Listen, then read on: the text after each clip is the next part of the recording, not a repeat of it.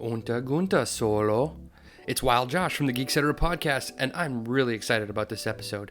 I still remember the first time I saw Return of the Jedi and noticed these guys in the background sulking around Jabba's palace, and I had to know more.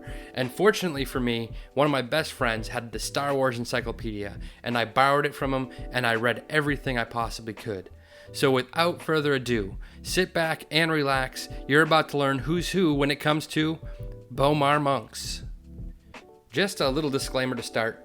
B'omarr monks is not a specific character in the Star Wars universe, but instead it's a group of people that make up a certain order. But I'm going to get into that as the video progresses. And also, I'm not quite sure how to pronounce B'omarr. It could be B'omarr, but you may hear it said several different ways throughout the video. Just be warned. Let's start with what we know to be canon about the B'omarr monks. B'omarr monks belong to the religious order that you've probably guessed is called the B'omarr Order, and this group believed that it was important to isolate themselves from physical sensations, and that by doing that, they would enhance the power of their minds. So what did they do? Those who sought to reach the greatest level of enlightenment had their brains removed from their bodies, transplanted into jars filled with nutrient-rich fluid, and then had those jars attached to the underside of spider-looking droid walkers, some of them having 6 legs while others only having 4. So then, why were these religious zealots hanging around the seedy palace of Jabba the Hutt? It's because prior to placing their brains in pickle jars and spidering around, they built beautiful monasteries on planets all over the galaxy. And once they shed their bodies, they were pretty much defenseless. And those who were yet to shed their bodies were pretty non-violent, and they just let the place be overrun. Interestingly though, after Jabba died in the Dune Sea, the B'omarr monks were able to take back the palace, and even got a new recruit in the process, the whippet bounty hunter Jaquil. There's actually a lot more legends around the B'omarr monks, so let's get into it. While the overall belief system that we talked about in canon remains the same, in legends we get a lot more detail. The B'omarr monks' meditations sent them on mental journeys that were impossible to comprehend, while one was focused on the physical world anyways. They didn't care for lavish lifestyles or possessions, and they lived very simple lives. As a monk came closer to enlightenment, they even began to stop communicating verbally, and at times they would use images to communicate. This made it their own language, as only another monk could really decipher or understand what one was saying. And some B'omarr monks were even able to communicate telepathically with each other. So, through the natural progression of not needing possessions or speech, came not needing their bodies either. The process of becoming enlightened was a long one with many different stages, and each stage along the way had tests. The tests often involved the monks' logic and their knowledge of the sacred texts of the order, and their ability to separate oneself from pain. Once a monk had reached the level of enlightenment, they could then be separated from their bodies and placed in life support jars that were attached to droids.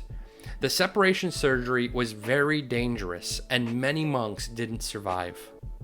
Occasionally, a monk is separated prematurely and is not ready to go through the process.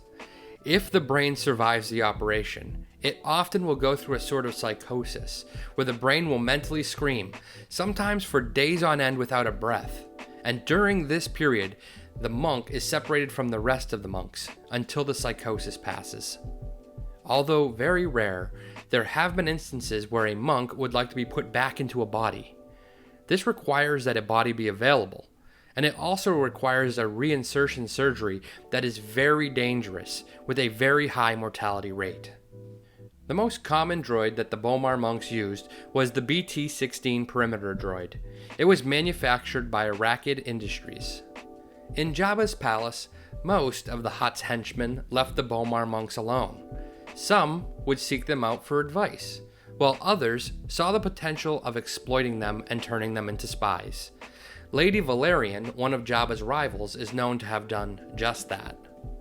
One interesting story has a corrupt B'omarr monk named Grippin transferring criminals' minds into other people's bodies. Jabba is also known for forcing B'omarr monks to remove the brains of those who failed him. Pretty sadistic. After Jabba's death, many of his henchmen just returned back to the palace and tried to pick up the pieces. The Bomar monks began secretly forcing them to become enlightened. This ended up being the fate for Jabba's former major domo, Bib Fortuna. And the monks' numbers swelled this way, and when Lady Valerian came to steal Jabba's wealth, the Bomar were able to ward off her attack. Soon, any who traveled to the palace were forced to be enlightened. Besides Jabba's palace, the Bomar had monasteries and other settlements all across Tatooine.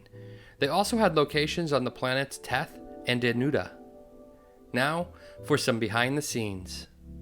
The Bomar first appeared in Star Wars Return of the Jedi. They were based on sketches done by the great Ralph McQuarrie. Well, there you go. You now know who's who when it comes to the Bomar monks. Would you like to know who's who about another character in the Star Wars universe? If so, let me know in the comments below, and be sure to like the video and subscribe to the channel so you never miss any of our future episodes.